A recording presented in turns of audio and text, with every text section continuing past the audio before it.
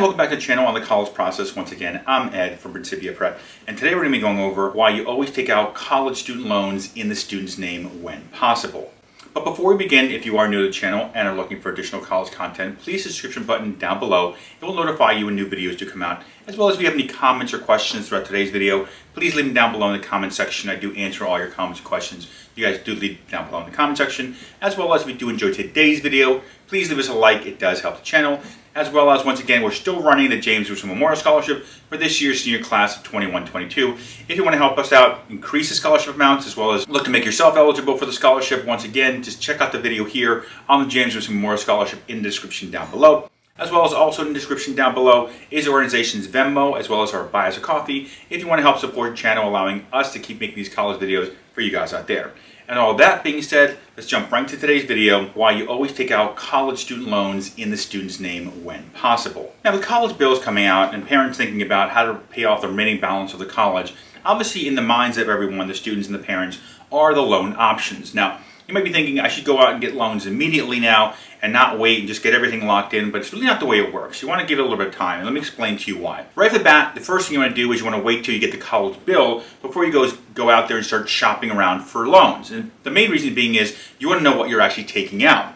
Now, obviously, the bill will show you what the remaining balance will be from what the college start cost is once they subtract your financial aid and then show you the remaining balance, so then you know what you need to go out and take out. They're only going to give you half the cost here as far as the bill is concerned, because every college just typically bills you for that term. So if you're looking at a fall, spring semester type of college, they're sending you the bill right around June 10th to the 15th, some cases a little bit later, but usually right around that mid-June time frame, showing you what that fall bill is. What you need to do, if you're looking to take out loans, by the way, is you want to basically multiply that based on the amount of semesters and or terms you're going to be going for that year. I.e., you want to take the loan out for the entire academic year. So if you're looking at a fall, spring semester, you basically take the fall bill, whatever that bill is, whatever the remaining amount is that you're going to be taking the loan out for, and you multiply it by 2 based on those 2 semesters, and that's how much you're taking the loan out for. If you're looking at a trimester, basically 3 different terms here, you will be doing the same thing. Essentially, instead of doing it twice, you're multiplying it by 3, though, for the 3 different terms. And that's the way you start by taking out the loan. Also, a second reason why you guys don't take out a loan too early is because many of these loans have 90-day credit windows. Kind of the same thing when you guys are going out shopping for a home. You have that 90-day credit window on that mortgage, locked in interest rate, so on and so forth, of how much they're going to let you pre-approve, let's call it. Same thing with loans. They have 90-day windows for some of these loans. So if you took a loan out in May, what typically will happen is 3 months later, before your student even starts school, that loan will expire in 90 days, let's call it basically. And then what happens typically is, unfortunately, that bill will not be paid by that loan because that loan is expired. When the school goes to pull in those funds will not be available. Then it becomes basically a huge headache. So the earliest I tell parents to look around to start locking in loans, let's call it, is really around June 10th or so. That's like the earliest I would start look as far as shopping around and locking myself into a student college loan. And with that being said, let me explain right off the bat that there are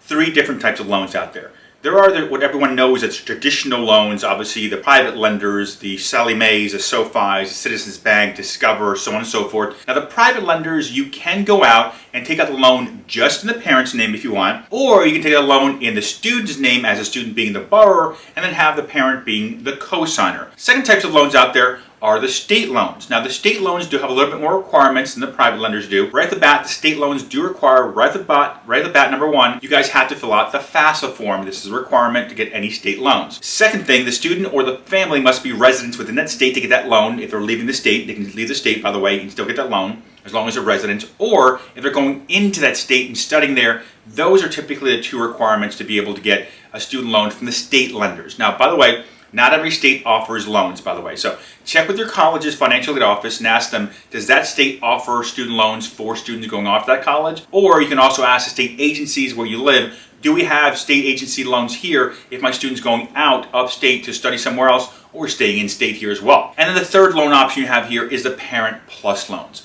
Now the Parent Plus loans, also known as just Plus loans or parent loans, the Parent Plus loans are loans just in the parent's name. Just like the state, it does have certain requirements. Right off the bat, for the state and the Parent Plus loan, you must fill out the FAFSA forms. That's the first criteria for both of them. Now the parent loan is different from the state loans as well as the private lenders in the sense that there is no borrowing and then co-signing.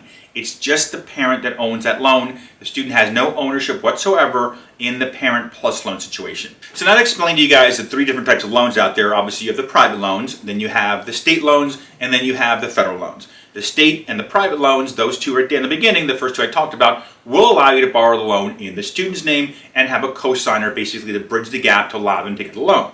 The last loan is only in the parent's name. Once again, the parent loan, only the parent's name, has nothing to do with the student. They have no ownership over this debt whatsoever. So now that I kind of gave you a foundational understanding of how the loans work and when to start taking them out, let's talk about the main reason the video here we're talking about why you look to take the loans out in the student's name. And the first reason, by the way, is because of interest rates. Let me explain the way it works basically in the world of college. For private lenders and for some state lenders as well, if you take out the loan in the parent's name only, they will actually increase the interest rate on you guys.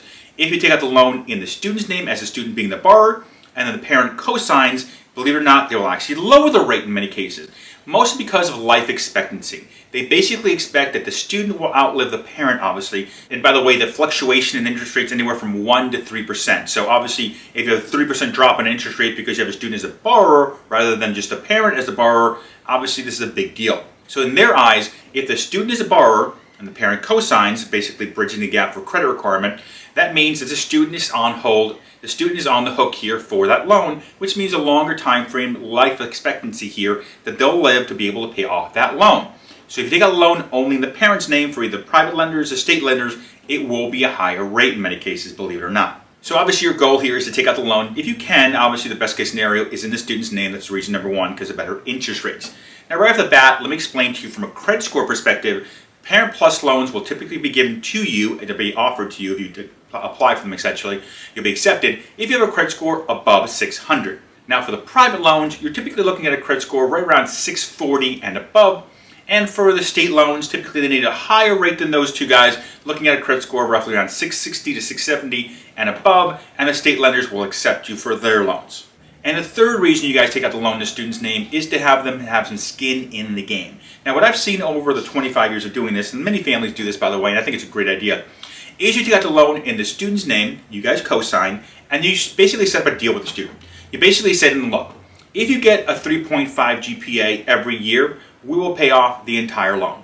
Or if you get a 3.0 GPA every year, we'll pay off the entire loan or half the loan and you stay with the other half. But if you don't reach these levels of 3.5 GPA or 3.0 GPA, obviously whatever is significant for you guys, whatever you feel is suffice in your academic situation with your family there, as long as you guys hit these numbers, we will pay off a portion of the loan or all the loan.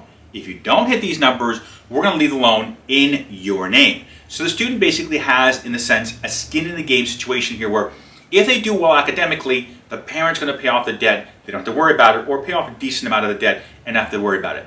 If they don't do well academically, then that basically essentially is all on them at the end of the college process when they finish college. So a couple things to think about there, obviously. First thing, number one, it lowers your interest rate if you put the loan in the student's name. Number two, it provides student credit history, establishes them, plus provides a good path of credit history there on their credit report because you've been paying down the loan. And the third reason you put the loan in the student's name, very simple, is because of the fact that it allows your student to have some skin in the game to allow them to understand that you have to do certain things here in college. Get a certain GPA, you'll be fine. If you don't, it's going to be on you. And those are the reasons why you guys take out the loan in the student's name. And all that being said, if you enjoyed today's video, please leave us a like. It does help the channel. As well as if you have any comments or questions, please leave them down below. I do answer all your comments, questions, by the way, you guys leave down below in the comment section. As well as on the screen now is our contact information. If you need any help with the college process or the loan process whatsoever, you can reach out to me. That's my cell phone number as well as my email. Quickly, just send me a text message. I answer text messages very quickly. Or you can even just send me an email, the second fastest way to reach me. Or of course, you can call me. Any of these three ways can get a hold of me to help you guys out with the college process, whether it be financial aid stuff, admissions, or loans. And other than that, thank you for watching today's video. Once again, my name is Ed from Principia Prep.